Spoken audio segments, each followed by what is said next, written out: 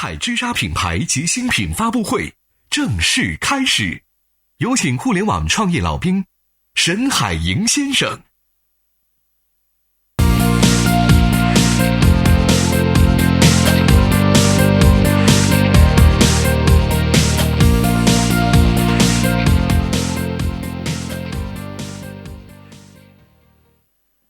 各位领导、各位来宾、各位媒体的朋友们，大家下午好。那么很高兴呢，又在北京跟各位新朋友、老朋友见面。大家可能也知道啊，这个沈海营过去在这个媒体上登台呢，都是有个 title 叫基点汽车创始人 CEO。但是呢，今天呢，我站在这个舞台上，其实是一个全新的身份跟大家来见面。那么大家可能也没有想到啊。这个其实呢，沈海营的背后，对吧？这个应该还有个斜杠，叫除了基点以外，还有另外一个身份。在今年现在是7月份，那么其实在过去的这个4月份啊，我们也知道，在上海的国际车展上，当时我们在发布我们的新车叫 IC3的时候呢，当时我们提出了一个战略，叫全场景出行生态图谱。那么这句话怎么理解呢？首先，大车加上小车，然后呢，4轮加上2轮，同时呢，商用车加上乘用车。那么这个点呢，我想呢，能够覆盖我们用户的这样的一种更多的一种场景模式。那么我们也知道呢，对于这个4+2，其实呢，在后续的这个媒体报道当中啊，像网易汽车他们就说4+2的这种出行模式完全符合现代都市生活的品味。那么太平洋汽车呢，也给了我们一个评价，说4+2的这种生态，或许将引发2轮电动车行业的新的风口。那么我想呢，大家其实对4+2这样一种出行模式呢，每个人都会有每个人的这样的一个理解或者讲解读。那我自己认为啊，我个人呢推出这个4+2，我觉得4加上2。对吧？我们讲普通算式呢，就是6。但是我个人认为这个结果它一定是大于6的，甚至说4+2可以给我们带来一个无限，也就是说它会给我们带来在出行行业一种无限的可能。那么这句话怎么去理解呢？我们知道2轮车和4轮车，其实呢它应该分别适用于不同的出行的场景，那么能够去实现优势的互补，同时呢，2种出行模式，它也能够实现一种共赢。应该客观来讲，在中远途的这样的一种出行场景当中呢，4轮汽车的这样的一种地位，我觉得是不可动摇的，也是不可替代的。但是呢，我们也知道，汽车行业现在在发生一个巨大的一个变革。在过去100年当中，汽车仅仅是一个交通工具，但在今天呢，我们也知道新能源、车联网、人工智能等等等等这样一种新的技术层出不穷，它也给我们传统汽车带来了非常大的这种冲击。电动化、智能化、网联化、共享化这样的一些趋势也都形成了。在这样过程当中，我们发现我们开车的门槛变得越来越低了，但是呢，我们的开车的体验却在变得越来越好。这样，汽车在不断的进步，也给我们生活带来了越来越多的这种方便和便利。我们也知道，科技的进步一定是让懒人变得更舒服的。那么，我们也知道，这个汽车电动化呢，还带来另外一个好处啊。开句玩笑话说，以前我们讲坐在坐在奔驰车盖上哭，对吧？是我们去抗议这个燃油车漏油的一种新的一种模式了。那我们也知道，电动汽车呢，不管你是在开出这个我们销售店之前，还是在开出销售店之后，它永远不会漏油。我想这个也是顺便可以给我们带来了一个好处。那么玩笑呢，当然我们会开啊，但是我们可以讲，今天的世界没有了汽车，我相信我们的地球基本上转不动了。在座各位，如果你今天生活离开汽车以后，我相信你的出行半径会一下子急剧减少。但是呢，汽车太多了也不行，汽车太多以后呢，就会像这样，我们的汽车的轮子本身就转不动了。那么我们也知道，在早晚的高峰，我们的城市当中最常见的场景就是像这张图片上讲到的这种场景。但是呢，我想今天让大家再去反过来讲，我不用汽车，我觉得也是不太可能的。那么有什么新的好的方法来去解决这个问题呢？其实如果我们今天有一个透视眼镜去看一下这张图，它会变成什么样的场景呢？我们来看一下，稀稀疏疏的人就坐在这个道路上。其实我们道路的它的效率本身并不高。那么当然这张图呢，也是我们的一个假设而已。那么在看完这张图之后，我们来看一下一个沉重的数据，就是根据高德地图的2018年城市交通报告当中这样的一个数据呢，在高峰时段，我们讲乘用车平均时速大概在27公里左右，公交车更加低，它都不到它在17.7公里，不到18公里。那么我们工作日平均的拥堵的时长大概多少呢？将近27分钟。也就是说，如果我们把一年人均拥堵时间换算一下的话呢，它超过了104个小时，相当于13个工作日。也就是说，我们有13个工作日的时间就花在路上，花在了拥堵上面。我们也知道，你在开车的时候，老板是不给你薪水的，也就是说我们是不带薪的。那我们再来看一下北上广深这样的数据，又是一个什么样的数据呢？其实更严重。北上广深年均拥堵时间达到了153个小时，也就是说，相当于19个工作日。那么，像我们的公司不提倡996的这样的一些公司来讲的话呢，一个月一共才只有22天工作日。那么其中我们可以想想，一年当中将近有1/12的时间花在路上。好，我们再来看另外一组数据，在百度地图的2018年的中国城市交通报告当中，它分析了我们出行的平均的距离，也就是说，平均单次的通行时间大概只有8.66公里，而且高达70%的人群，它的出行的距离其实都小于10公里。那么这一点呢，是我们讲全国100个城市的这样的一个平均值。好，那么我们说完了堵车，我们再来看一下我们平常出行还有哪些痛点呢？我们也知道，当我们在出行的时候，你到了目的地，要去找半天的停车位停车场没有位子给你有时候你花在路上的时间可能还不到这个找停车位的时间。那么当我们想要坐公交地铁的时候呢，又会发现你公交地铁堵得要命都上不去。那好，我们再掏出手机用打车软件想去叫辆车的时候呢，对不起，你还得排个队。如果你不是白金会员的话可能排到你都得好几十分钟以后了。那么比如像我们住的地方到最近的公交站到最近的地铁站，它有一定的距离，也蛮远的，等等等等。这些呢，其实都是我们在出行过程当中的这样的一种痛点。那么，如何来解决这样一些痛点呢？回到我们刚刚的话题，其实我个人认为，我们解决这样痛点最好的方法就是4+2。那么4代表了我们的远途的出行，我们的家庭的出游可以用我们的4轮的纯电动汽车来去解决。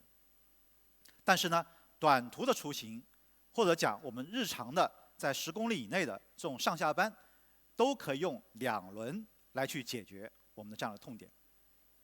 所以我自己认为，电动2轮车呢是10公里以内最好的最好的出行工具，最好的交通工具。那么，所以呢，今天呢，我想利用这样的一个场合，向大家隆重介绍我个人参与早期的投资并且创办的这样的一家公司。这家公司的名字就叫沙湾科技。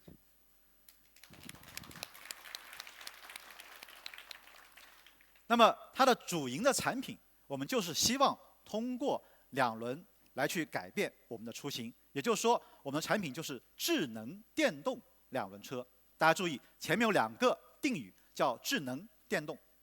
那么今天各位来宾、各位朋友，邀请各位到场呢，其实就是为了我们一块儿去见证这一新品牌和新产品的诞生。而且我在这儿希望跟大家去说明的，因为我自己在做电动汽车，所以呢，我也希望用电动汽车的这样一种科技来去打造我们的电动两轮车，它称为叫降维打击。所以我们讲用汽车科技叫重新创造电动两轮车。为什么叫重新创造呢？因为在过去的历史当中，电动两轮车因为价格便宜，它往往是一种红海竞争。那么红海竞争的过程呢，就意味着你能够便宜，我可以比你更便宜。大家比的都是在价格，但是我们也知道，新的商业模式、新的科技，以至于新的消费者，他给我们提出的要求，我们不应该仅仅在比谁的价格更便宜，而应该去比谁的产品能够给用户带来更新的价值体验，带来新的这样的一种跟原来出行完全不同的这样一种服务。那么我们也希望通过这种降维打击，能够给这个行业带来一股全新的一股面貌。在过去呢，因为今天也有很多媒体的朋友，我也看到很多媒体朋友在朋友圈、在我们的微博上去晒我们的邀请函。大家可以看一下我们这个邀请函。我们小时候读书的时候，可能你的尺或者你的铅笔盒上有过这样的一种叫光山画。这个光山画什么概念呢？就是我从左边看是一个图案，右边看是一个图案。我们在这光山画当中，我们看到它有两轮车，也有电动的4轮车。那么为什么用这种创意来去做我们的媒体邀请函呢？我们是希望我们的电动两轮车，它生来就拥有了汽车的基因，生来就能够拥有智能的基因。所以我们希望做两轮车当中的更好、更精致的品类，作为一个高端的品牌。我们也希望用汽车科技来去打造高端智能电动摩托车。那么我们今天这个发布会的地点，在北京的叫比4环多1环的北京东5环。那么我们来看一下，比4轮少掉2个轮子、少掉2个圈的智能电动摩托车又是什么样的呢？那么沙湾科技这家新锐的科技公司，到底可以给我们带来有哪些不同的地方呢？熟悉我的朋友都知道，我的英文名呢叫 Tiger。那么说来呢，也蛮有缘分的。下面小伙伴，他的英文名呢也叫 Tiger。下面呢，我希望把我们的舞台交给 Tiger。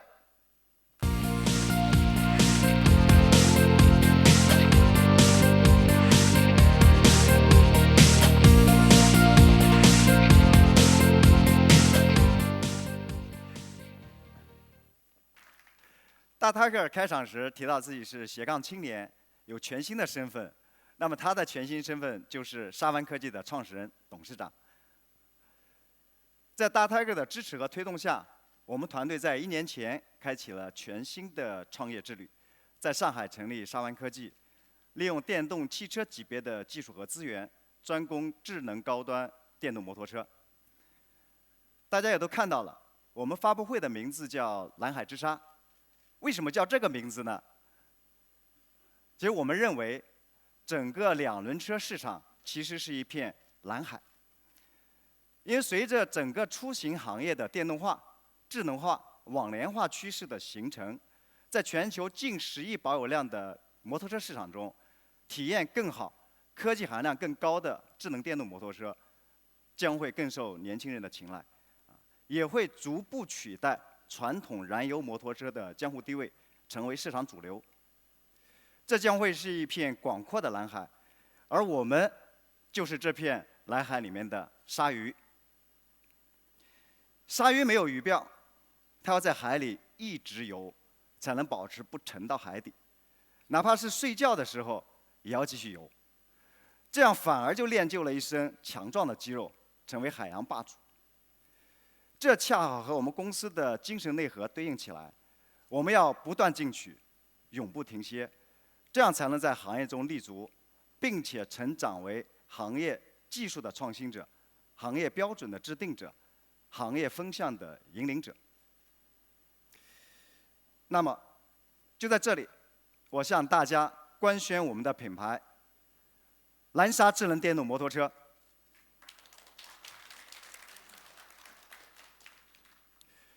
我们的 logo 勾勒出了鲨鱼鳍的轮廓。我们希望自己能像大海里的鲨鱼一样，遇浪而行，永不停歇。这是我们作为一家科技公司的宿命，也是我们每一位蓝鲨人笃定的信条。在这里，我要感谢大家亲临现场，见证蓝鲨智能电动摩托车品牌的诞生。和我们 Blue Shark 一起 Run the Tide， 遇浪而行，永不停歇，做时代的弄潮儿。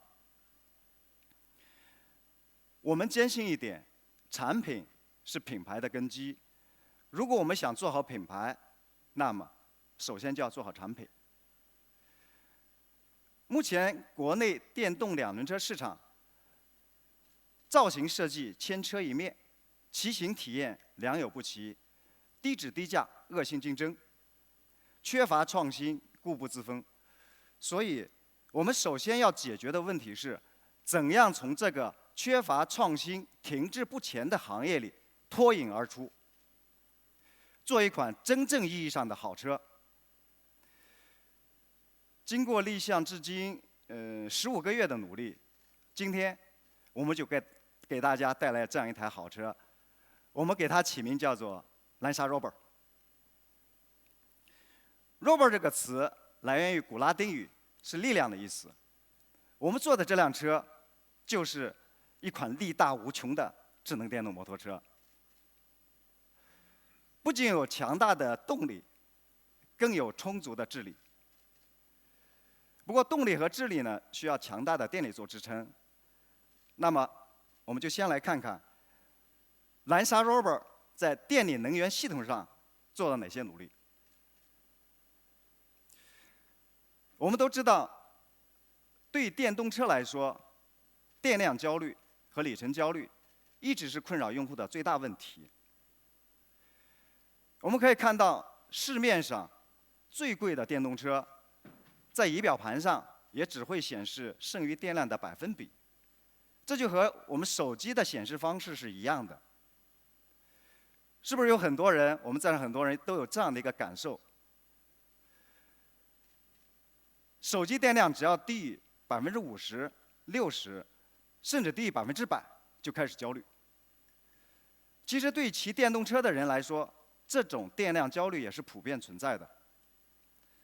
因为面对剩余电量的这个百分比，用户只能凭借个人经验估算剩余里程。但我们不想考验用户的心算能力，所以和汽车一样，我们首次在蓝鲨 Rover 的仪表屏上增加了续航里程的显示。这个看似细微的调整，背后却需要强大的技术做支撑。我们为蓝鲨 Rover 配备的 BMS 电池管理系统，采用了我们最新自主专利算法，它包含了容量统计算法和里程算法。根据当前的能耗、行驶速度、道路状况，包括剩余电量，首先进行基础计算。除此之外，车载中控 ECU 会结合当前温度下的电池放电曲线，在本地进行第一次补偿计算。更为关键的是，我们的车联网大数据后台通过机器学习，为每位驾驶者建立一套行为习惯模型。结合这套模型，中控 ECU 又会做第二次补偿计算。说经过1次基础计算和2次补偿计算，最终精确得出当前状况下的续航里程，并显示在仪表屏上。我们没有像他们一样偷懒，把这个计算过程交给用户，考验用户的心算能力。说这个看似简单的改变，不仅是我们真正从用户角度出发，为用户思考的结果，更是我们团队强大技术研发实力的体现。为了解决电量焦虑和里程焦虑，精确的续航里程计算只是第一步。那么第2步，当然还要回到电池本身。我们的电池包内置了130颗汽车级18650动力电芯，跟传统电动车的铅酸电池相比，它的能量密度更高，使用寿命更长，体积更小，而且重量也大幅下降。我们把它控制在了10公斤以内，哪怕是纤弱的女生也能轻松拎起来。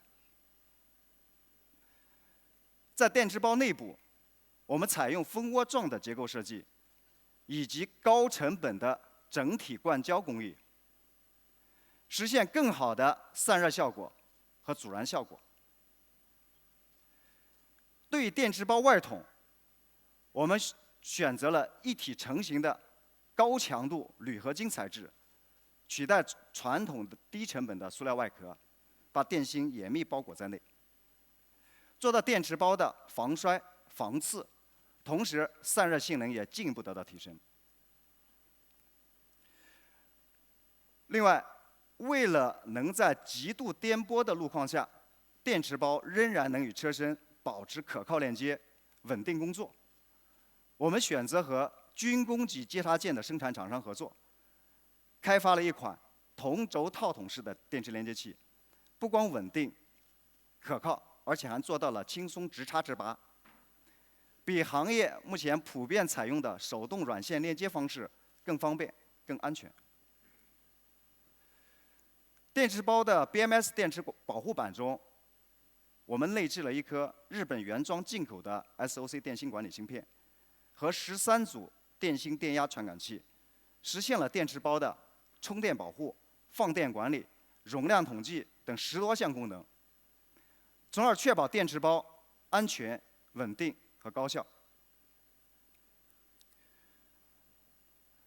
为了能够同时实现更长的续航里程和更强的放电性能，我们给蓝鲨 Rover 装载了2块电池包，并且自主研发了光通信多电池包管理系统，实现单台车的双电智能切换，让多个电池包协同工作。除了满足不同驾驶模式下对电池放电性能的要求外，极大提升了整个电池包的续航里程表现，做到把每一库仑的电量都用到极致。当然，我们也为这项创新性的技术申请了专利。我们的电池包拥有充足的电量，单个电池包电量达到了1248瓦时，双电池包总电量达到2496瓦时，相当于2.5度电。在双电池包和光通信管理系统的加持下，蓝鲨 Rover 的续航里程超过160公里。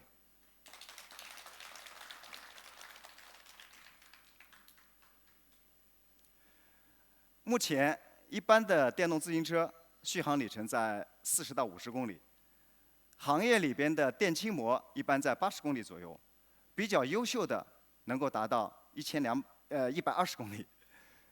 但我们的蓝鲨 Rover 续航里程超过160公里，相当也能在北京2环绕5圈。这也意味着，你每天上下班骑20公里，可以1周不充电。而且我们的电池寿命也是经得起考验，在每块电池包完整充放电循环达1000次的情况下，电池衰减率不超过20%。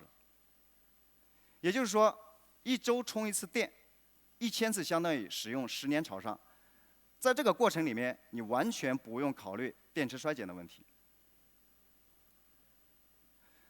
讲完了续航里程和电池本身，为了解决电量焦虑和里程焦虑，第3步就要讲能源补给方式。我们为大家提供了3种充电方式。首先是家用座充，搭载了我们自主研发的快充技术，只需要2小时就可以把电池从0充到80%，3小时就可完全充满。其次，我们的车身上设计了直充插头，如果小区停车场有充电插座，直接充电十分方便。最后，我们还研发了一款可以选装的充电拓展坞，在这个拓展坞上集成了汽车充电桩通用接口。也就是说，只要看到路边有汽车充电桩，你就可以停下来，给我们的蓝莎 Robber 快速补电。所以这种方式拥有里程碑式的意义，它宣告了电动2轮车和电动4轮车从此可以血脉相连，共生共荣。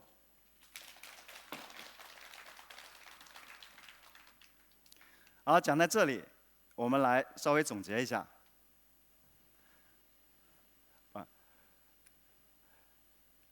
加入了续航里程显示、汽车级18650动力电芯、光通信多电池包管理系统、轻巧双电池，轻松拎回家，160公里续航里程，快充3小时充满，座充、直充、汽车充电桩。我们从续航里程显示到电池，再到充电，加入汽车科技，全方位解决你的电量焦虑和里程焦虑问题。有了充足的电量，强大的动力性能才有充分的施展空间。对于摩托车来说，我们最关心的是动力性能和操控体验。为此，我们付出了极大的努力。我们为蓝莎 Robber 配备了一款高速无刷永磁齿轮电机，最高转速高达每分钟5500转。并且通过汽车级的齿轮减速箱，将动能直接传递给驱动轮，不仅规避了链传动系统的多边形效应，与皮带传动相比，齿轮箱的传动比更稳定，传动效率更高，使用寿命更长。而且我们这款高速齿轮电机的核心优势就在于，它拥有市面上普遍采用的轮毂电机望尘莫及的强大扭矩。实测高达201牛米，我们的加速更是快到没朋友。传统燃油摩托车起步阶段会很肉，骑上蓝莎 Robber 就会有甩掉一车赘肉的感觉。蓝莎 Robber 0到50公里加速，惊人的只需4.9秒。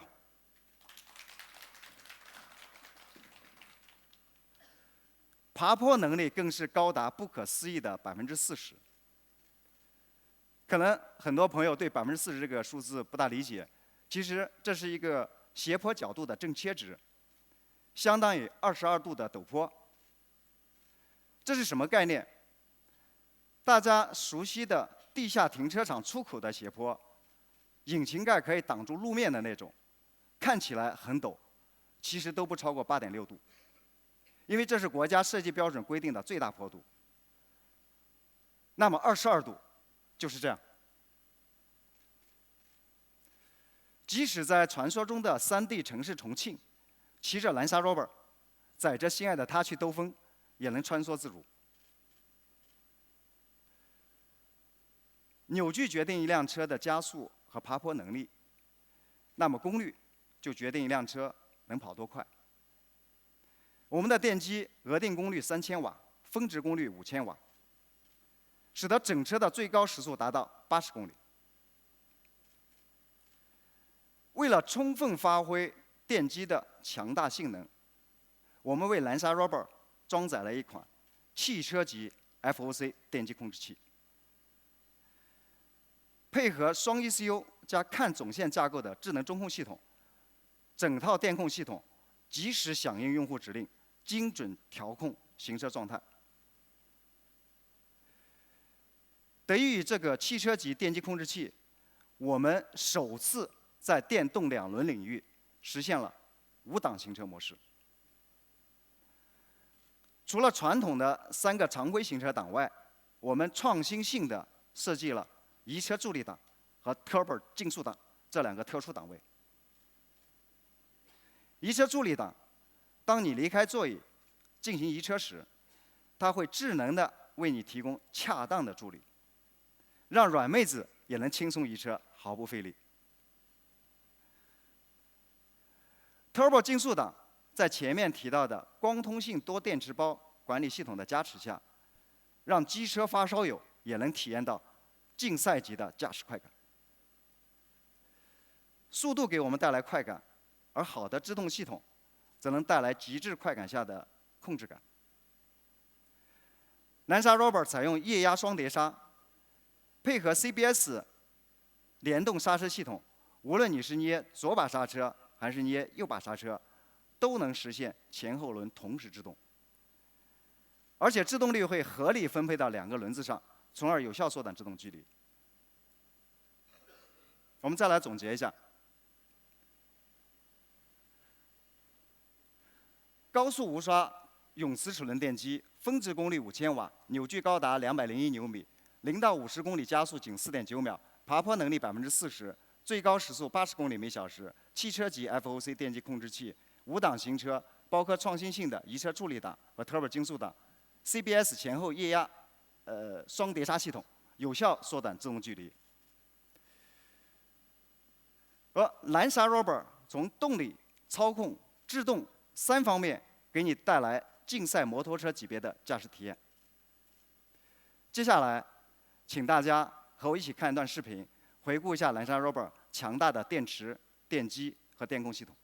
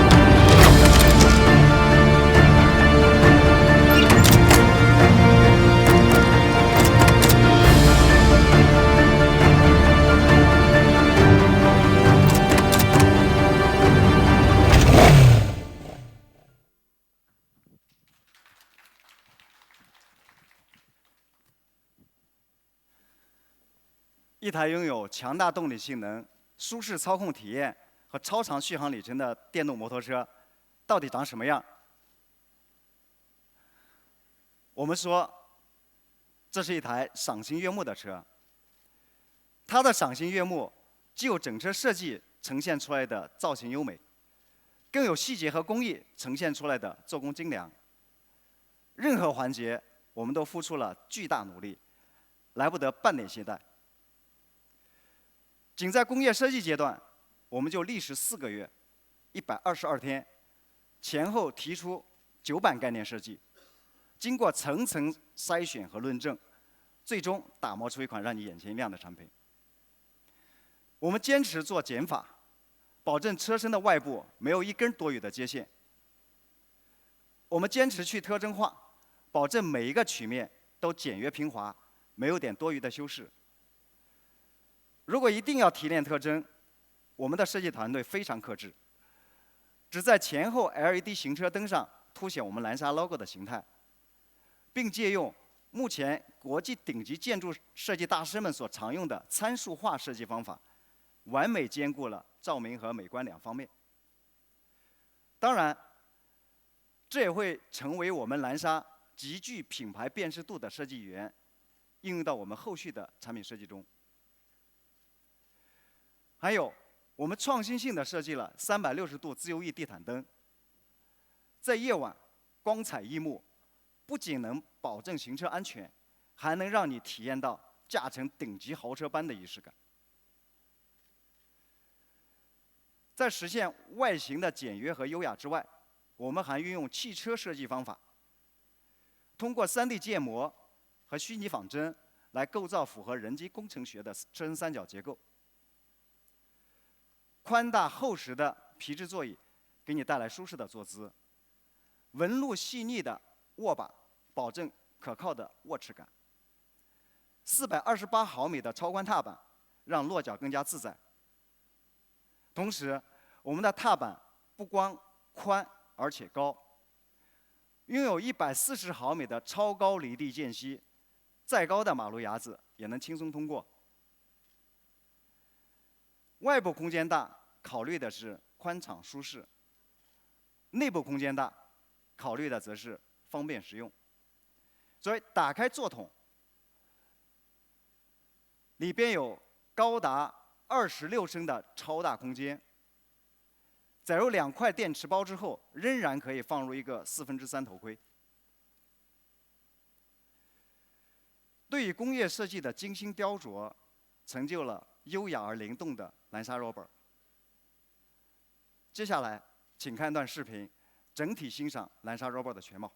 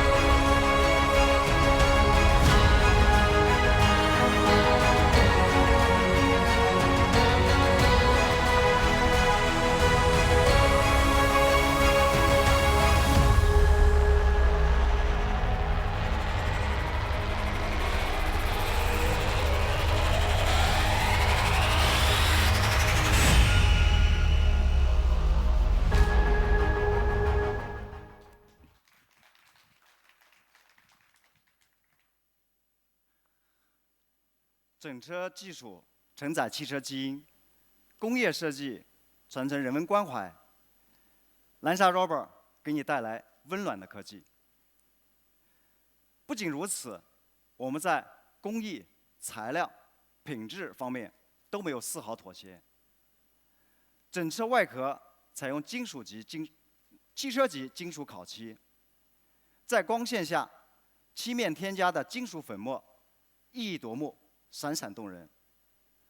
同时，漆面的耐磨度也得到提升，不容易被刮花。铝合金压铸一体成型的摇臂，轻巧且坚固。对于整车的车架，我们选用了本田和雅马哈的供应商。同时，为了提高车架的强度，我们借助于有限元拓扑优化方法，在各种极限受力的情况下，通过上百次的虚拟仿真进行结构力学分析，使得整车载重最终高达200公斤，可以同时承载2位体重100公斤的微胖成年人。这2位是我们公司的同事，今天也都在现场。前面的这位老兄叫 Johnny， 他是一位狂热的机车发烧友，自己就有3台重机，本来是只骑燃油摩托车的，但是他现在已经彻底成为蓝鲨 Rover 的迷弟，也因此成为了我们公司的一员。我们公司有很多来自汽车、摩托车、互联网、智能手机等多个领域非常优秀的小伙伴。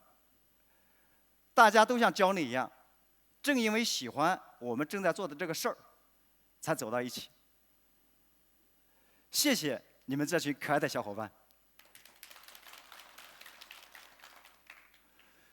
除车架之外，南沙 Robot 的其他核心部件，比如轮胎、减震、安座、壳体、灯具、刹车等等，也都来自于国际知名摩托车品牌的供应商。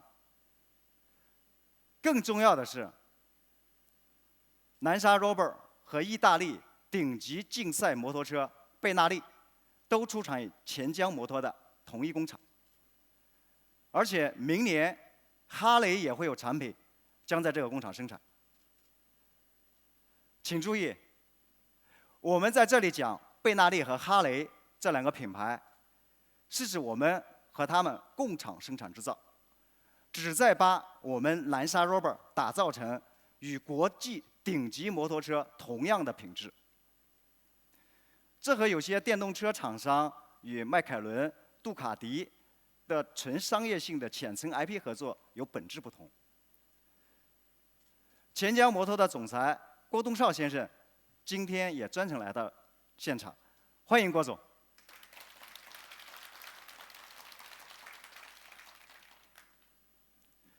正是由你们这些优秀的合作伙伴，有了你们的鼎力相助，才成就了今天面世的南沙 Robot。我们再总结一下，去特征化的设计理念，家族式 LED 前后行车灯，360度自由翼地毯灯，舒适的人机工程学结构，汽车级金属烤漆，高强度整车车架，国际顶级摩托车供应链体系，与贝纳利、哈雷共厂生产。以上无一不体现我们对设计、工艺和品质的超高要求。接下来就是我们产品正式和大家见面的时间了，请大家用掌声欢迎南沙 Robot。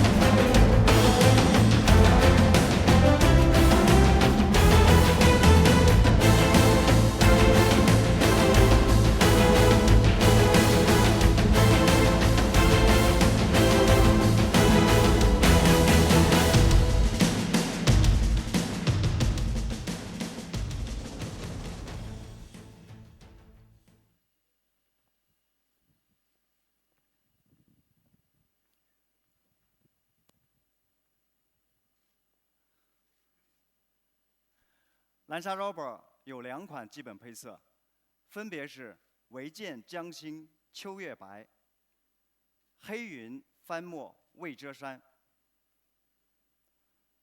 我们还有一款特殊配色，春来江水绿如蓝。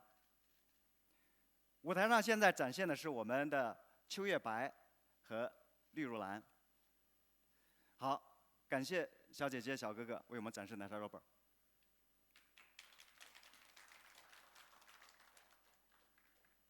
至此，一辆领先行业的、优雅的、具有温暖科技的好车诞生了。但是，这还不够，因为我们认为，一辆真正的智能电动摩托车，需要满足如今丰富的互联网应用和服务，同时，它还能持续进化，给你带来更新、更好的体验。我们基于安卓底层，自主开发了行业首个智能电动摩托车操作系统 ArcRide OS。这套操作系统包含了车载硬件设备管理、车联网数据后台以及车载仪表屏交互和用户手机端 App。南沙 Rover 是第一款搭载 ArcRide OS 的智能电动摩托车。我们开创行业先河，为南沙 Rover 配备了一款汽车级10寸全彩高清触控屏。这块屏幕的亮度高达1000尼特，比华为 P30 Pro 499尼特足足高出1倍。正午阳光下，屏幕内容也清晰可见。骑行的时候，屏幕自动进入行车状态，可以看到各项行车参数以及剩余电量和剩余里程。我们的仪表屏 UI 还可以进行个性化设置，不管你是喜欢的是经典机车风，还是现代科技感，总能找到适合自己的设计风格。我有个朋友，他是人民警察，骑了20多年的摩托车。他说，骑摩托车的人都是孤独的，不像汽车，还有坐在副驾的人跟你说说话。那么我就想，我能不能给他找个伴儿？所以，我们为南沙 Rover 开发了智能行车伴侣 Lisa。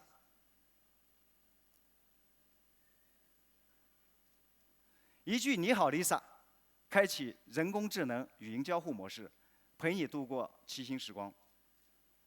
跟 Lisa 说一句我想听音乐，大功率高保真的车载音响就会自动响起音乐。车载智能导航也非常实用，语音说出目的地，导航就可以在10寸大屏上自动开启。车体前方装有摄像头，可以起到行车记录仪的作用。不仅可以通过我们车载仪表屏浏览，也可以通过手机 App 随时调用。有了这个摄像头，不用担心被碰瓷儿，而且还成了 Vlog 神器，随时记录下沿途的美好时光。为了能够持续进化，我们在南沙 Rover 整车部署了73枚传感器，每分钟可完成高达300次的车辆信息收集，实时传输给我们的整车大脑智能中央控制系统。为了能同时满足智能化系统和行车3电系统这2大类数据的可靠处理，我们的智能中央控制系统创新性的引入汽车级双 ECU 加看总线架构。这2个具有强大计算能力的 ECU， 就像我们人类的左右大脑一样，分别处理不同属性的数据，确保协同工作，且互不干扰。得益于这73枚传感器的数据采集以及智能中央控制系统数据处理，我们通过车载司机模块实现了整车 OTA 升级，轻松完成功能更新和系统迭代，给你带来更多、更新、更好的体验。我们再总结一下：10寸全彩高清触控仪表屏、ArcRide OS 车载智能操作系统、仪表 UI 个性化设置、智能行车伴侣 Lisa、在线音乐播放、车载智能导航、行车记录、73枚传感器、车辆信息抽集300次每分钟、双 ECU 加看总线智能中控系统，整车 OTA 升级。这样，我们就为你打造了这台有动力、更有智力的好车。但是，我们认为这仍然不够，因为骑摩托车的安全隐患一直以来都是难以解决的痛点。我们还要运用汽车级别的技术和方案，让用户安全骑车、安心用车。首先，我们创新性的把汽车级 ADAS 安全驾驶辅助系统应用到蓝鲨 Rover 上。车尾左右两侧分别装有超声探头，转向时如后方来车过快、过近，就会触发报警。除了声音提醒外，同时后摄像头会将车后影像实时显示到仪表屏上。此外，我们还实现了汽车级的倒车影像功能。在倒车时，看着仪表屏就够了，根本不用频繁回头看后面。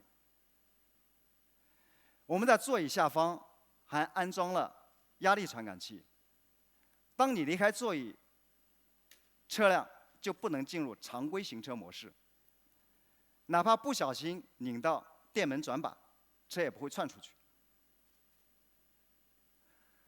蓝鲨 Rover 还搭载了6轴陀螺仪，可以实现侧翻自动断电。整车涉水深度高达252毫米，如果超出了这个警戒值，水位传感器就会实现深水自动断电。我们还给大家加了个小彩蛋，模拟引擎音。我们先来听一听。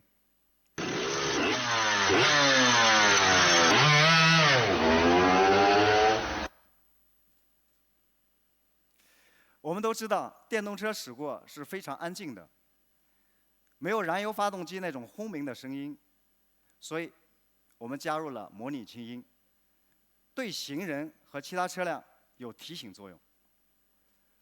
当然，我们的工程师还会陆续推出更多声浪，你想怎么浪就怎么浪。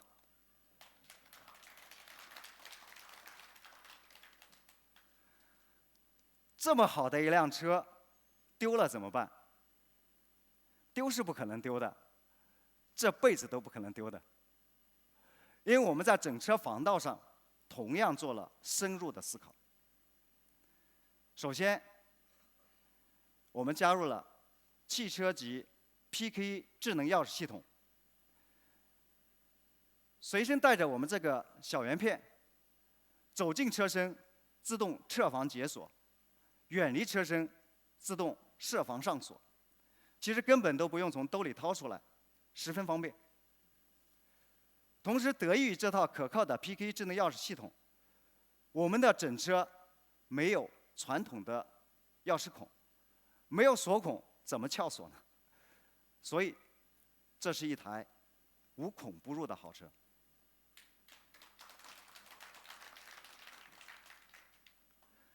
可能我们的 PKE 钥匙甚至会方便到你感觉不到它的存在，那么忘带钥匙也没关系，用指纹就能直接启动。解锁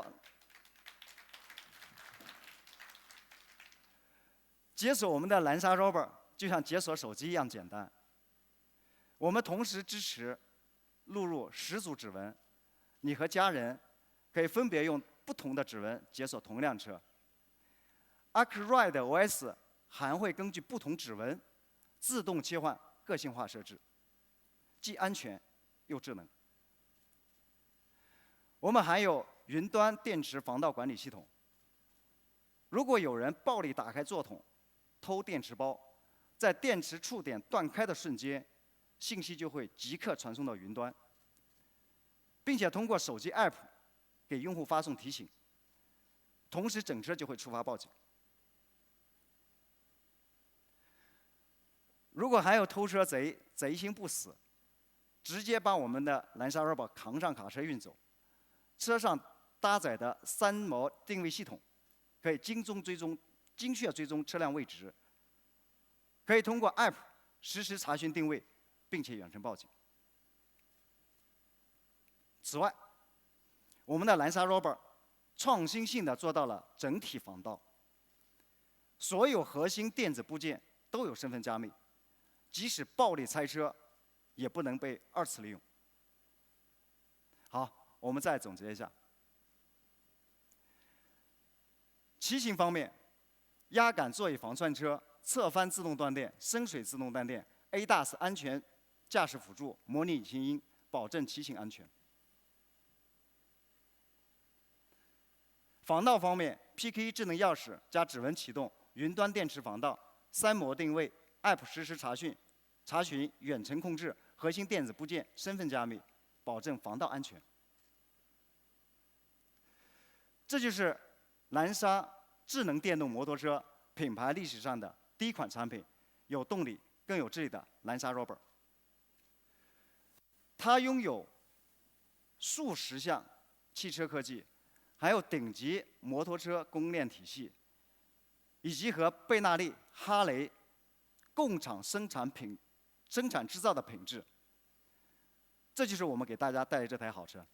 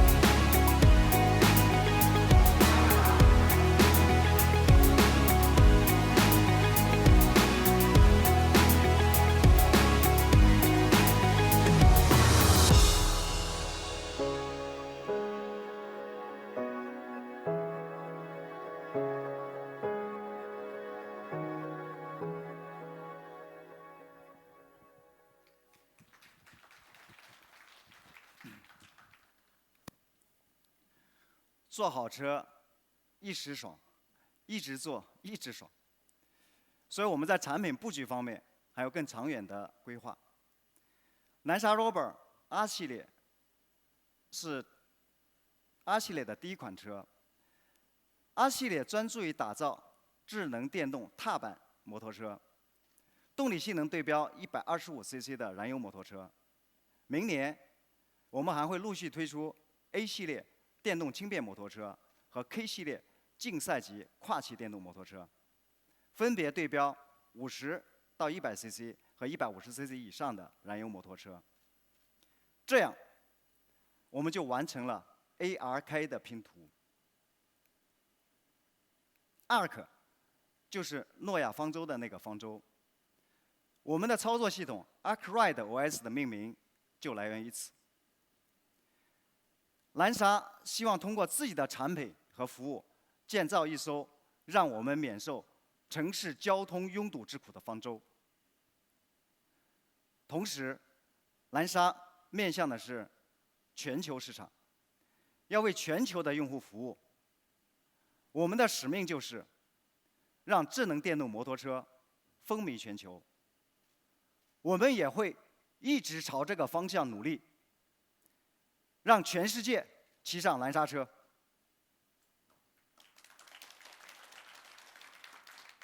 在这里，我们要特别感谢北方工业集团和中建材这两家大型央企在出口清关、物流仓储和海外市场拓展等方面，为我们蓝鲨出海保驾护航。有了你们的鼎力相助，我们才能在巨人的肩膀上站得更高，看得更远。感谢陈总、顾总、穆总光临现场。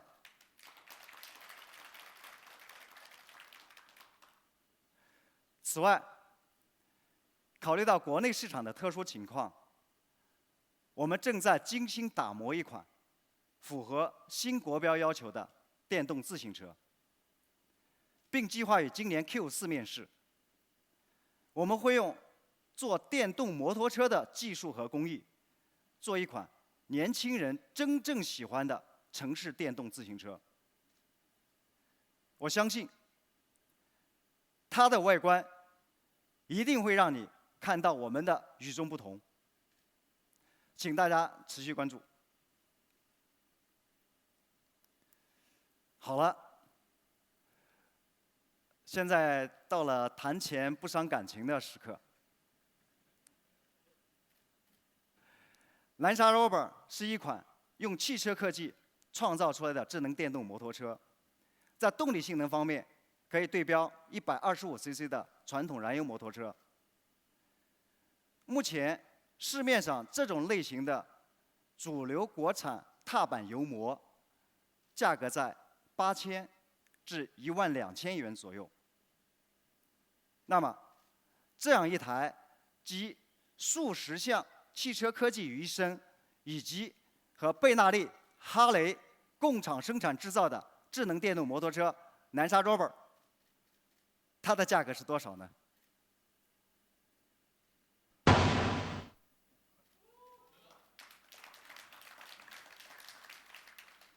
？9988。同时，我们还会发售 Rover Lite， 只要6988。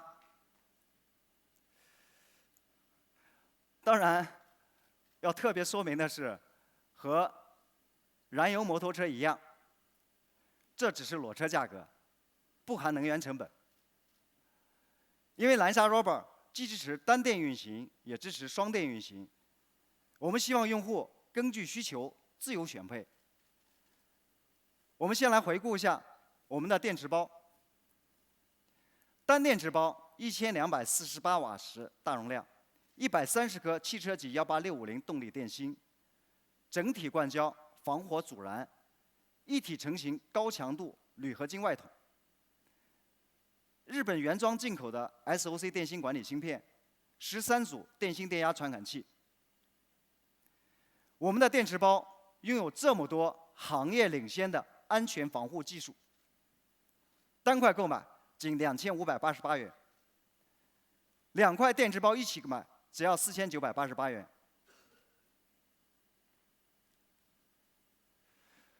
综合能源成本和保养成本，我们还算了一笔账，来给大家算一下。同样骑行10万公里，蓝鲨 Rover 智能电动摩托车比传统燃油踏板摩托车能省多少钱？传统油摩的使用寿命差不多就是10万公里，我们蓝鲨 Rover 和锂电池包也能轻松达到这个里程数，所以这样的对比是非常直观的。我们可以看到，蓝鲨 Rover 100公里电耗1.56度，跑到10万公里，电费不到1000元，加上一次性购买双电池的费用，蓝鲨 Rover 10万公里总能源成本不超过6000元。125cc 的踏板油摩，100公里油耗2升，跑到10万公里，总油费13320元。此外，蓝鲨 Rover 的用户终身免费享受我们的电机保养服务。油摩的内燃机平均1000公里要保养一次，10万公里的总保养费用超过3500元。综上，同样跑10万公里，我们蓝鲨 Rover 总费用不到6000元，而传统油摩总费用高达16820元。所以，我们可以很负责任地说，蓝鲨 Rover 跟125cc 的踏板油摩对比，骑10万公里省1万块钱。在一辆摩托车的生命周期里，我们又帮你省出了一台智能电动摩托车。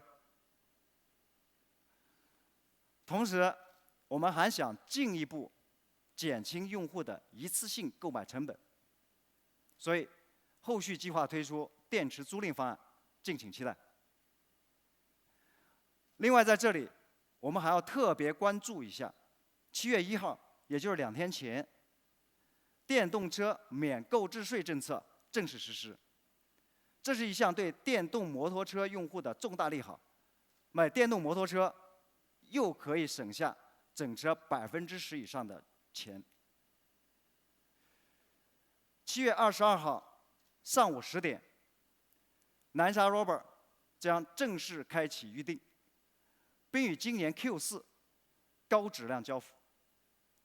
请大家关注南沙智能电动摩托车的官方微信和微博，我们会在第一时间把最新的动态分享给大家。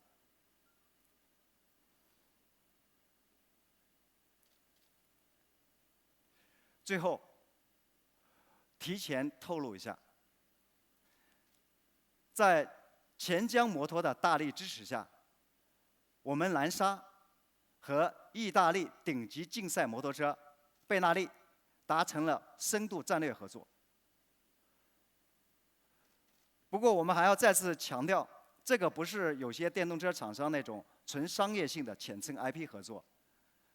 作为一家掌握领先的电动化、智能化、网联化技术的新锐科技公司，我们与百年摩托巨擘贝纳利深度融合，发挥各自优势，共同面向全球用户提供世界级高水准的智能电动摩托车。